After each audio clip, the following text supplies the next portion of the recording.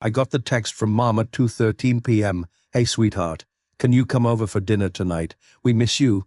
7 p.m. That was unusual. My parents don't usually miss me, not unless something needs fixing, lifting, or paying for.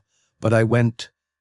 Maybe I wanted them to need me for once, for something other than favors. It's been years since I moved out, but I never really left. I paid their bills when they were behind. I fixed up their leaking roof last winter. I covered Jacob's rent. Yes, again, when he lost another job.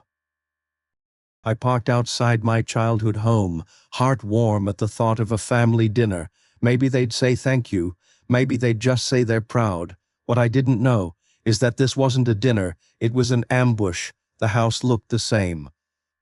Same porch light that flickered, same worn-out welcome. Mom greeted me with a smile that didn't quite reach her eyes. Dad gave me one of his stiff half hugs. And there was Jacob, lounging on the couch like a guest, scrolling through his phone like he owned the place. Dinner was already set: pot roast, mashed potatoes, and that dry red wine Dad saves for occasions. The table was too clean, the mood was too polite. We talked about nothing: weather, news, a neighbor's dog. Jacob said maybe 3 words. I noticed a manila folder by Dad's plate, but I didn't ask. Not yet. It wasn't until Mom said, "We have something we want you to look over after dessert," that I felt the air shift. Something was wrong. I looked around at the faces I loved, or thought I loved, and realized for the first time that I was the only one here who didn't already know what tonight was really about. After dessert, which I barely tasted, Dad pushed the folder across the table toward me. Just some paperwork, nothing serious. "Just a formality," he said almost too casually. Jacob smirked. He didn't even try to hide it. I opened it, a legal document printed and highlighted. My eyes skimmed to the header, "Voluntary Waiver of Inheritance Rights." I blinked. My mouth went dry. "What is this?" Mom cleared her throat. "It's just to keep things clean, honey. You're doing well. You have your job, your apartment. Jacob needs the house more than you do." I looked at them, stunned. "So this is why I'm here." Dad leaned back. "Let's not make this dramatic. We just think it's fair. I gave up vacations to help them. I skipped promotions to stay close. I became the parent when they needed one, and now they wanted me to sign myself out of the family. On paper." Jacob sipped his soda, not saying a word. Because he didn't have to. He was already winning. I pushed the folder back across the table. "You want me to just erase myself after everything I've done?" Mom's voice stayed too soft like she was explaining something to a child. "You've built your life, Daniel. Jacob hasn't had the same chances."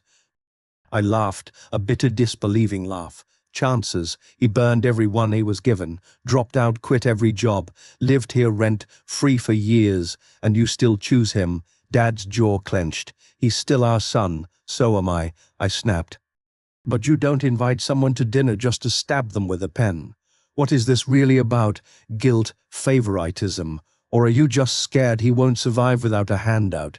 Jacob finally spoke. "You don't need it, man. Just sign it. What's the big deal?" I stood up, heart pounding. "The big deal is that I mattered. I thought I did, at least. This just proves I was only ever useful to you. When something needed fixing, the room went quiet. And for the first time, I realized I wasn't part of this family. Not in the way I thought." Driving home that night, I couldn't stop shaking. The lights blurred on the road, but my mind was stuck on moments: me fixing their broken heater at 2 a.m. in the middle of winter, skipping my college graduation to help Mom through surgery, covering Jacob's bail when no one else picked up the phone, and yet they sat across from me tonight like it meant nothing. I remembered when I was 12 staying up late to help Dad with taxes because he didn't know how computers worked. I remembered Mom crying when the mortgage almost defaulted, and how I worked 2 jobs that summer just to get us through. I did it out of love. Not because I expected anything in return, but this rejection felt like erasing my whole life with one signature. And the worst part, they thought I'd just do it, that I'd stay the good son, even as they handed my life's worth to someone who never earned it. But maybe that's on me. Maybe I spent too long proving myself to people who never planned to see me. The next morning I sat on my apartment floor with the unsigned papers still in my bag. I stared at them for a long time. No music, no distractions, just the silence of a person realizing he's finally done begging for love. I didn't call them. I didn't text back.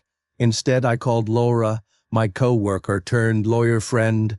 Hey, weird question. What happens if someone tries to push you into giving up your inheritance under family pressure? She didn't even hesitate. It's coercion. If you're not comfortable, don't sign.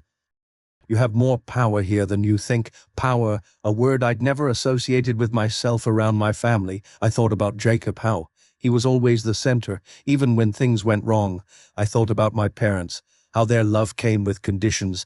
I folded the document slowly and placed it back in the envelope. Not to sign, but to return, untouched. For the first time in my life, I wasn't going to be the one who kept the peace. I was going to protect myself, even if it meant walking away from the people I once thought were home. I showed up at their house unannounced. Mum opened the door, surprised. Daniel, you came back. I handed her the envelope. I'm not signing it. She didn't say anything right away, just looked down like she was disappointed in me. You're making this harder than it needs to be. No, I said, you did. You made this a transaction, a test I didn't know I was taking. Dad came into the hallway, his face already annoyed. Daniel, we thought you. Be mature about this. I stared at him, stunned. Mature. I've been cleaning up this family's mess since I was 15, and the one time I asked for fairness, you hand me betrayal wrapped in a roast dinner. Jacob appeared behind them, smirking like always. Just let it go, man. It's not worth all this drama. That was it. You know what's not worth it? Fighting to be wanted in a place that clearly doesn't want me. I looked my parents in the eyes. Keep the house. Keep the stuff. But you don't get to keep me anymore. And I turned around and walked away. Weeks passed. They didn't call. And for the first time in years, I didn't wait for them to. It was quiet at first, painfully quiet. I'd wake up expecting a message, a voicemail, something, but nothing came. No apology, no second thoughts, just silence. And slowly, I started to understand something. The love I'd been chasing all those years wasn't real love. Real love doesn't come with contracts. It doesn't keep score. It shows up when it matters. I filled my time with real things. Dinner with friends who actually cared. Late nights working on my photography. Coffee dates with a girl named Erin who asked me how I was feeling and actually listened. My apartment wasn't big, but it was mine. My paycheck wasn't huge, but I earned it with dignity, and my peace, it was the most expensive thing I never knew I could afford. Sometimes I still thought about them, about what could have been, but I no longer felt like I needed them to choose me because I had finally chosen myself. Months later, I got a letter in the mail, handwritten, from Mum. Daniel, I don't know if you'll read this, but I wanted to say, I'm sorry. Not for asking you to sign, though that was wrong, but for everything before it, for making you feel like love was something you had to earn. We didn't know how to love the strong child who never asked for help. We thought you didn't need it, but you did, and we failed you. Jacob still struggles. We wanted to give him something solid, but in doing that we forgot the one who was always solid for us. I understand now if you don't come back, but know this, you were never the mistake. I read it twice. Then I folded it and placed it in a drawer where I keep things that once hurt but don't anymore. Forgiveness doesn't always mean reunion. Sometimes it just means peace. I didn't go back, not really, but I moved forward, and that was enough.